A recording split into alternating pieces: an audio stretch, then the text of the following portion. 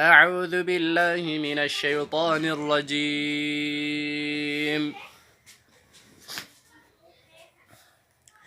وإذ قال إبراهيم رب اجعل هذا البلد آمنا واجنبني وبني أن نعبد الأصنام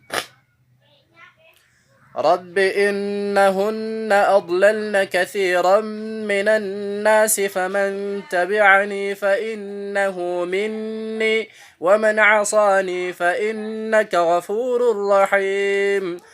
ربنا إني أسكنت من ذريتي بواد غير ذي زرع عند بيتك المحرم ربنا ليقيموا الصلاة فاجعل أفئدة من الناس تهوي إليهم وارزقهم من الثمرات لعلهم يشكرون.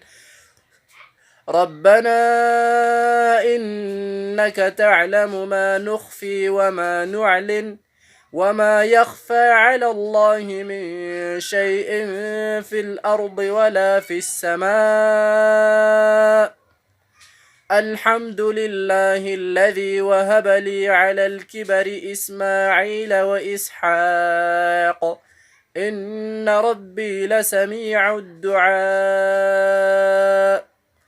رب اجعلني مقيم الصلاة ومن ذريتي ربنا وتقبل دعاء. ربنا اغفر لي ولوالدي وللمؤمنين يوم يقوم الحساب.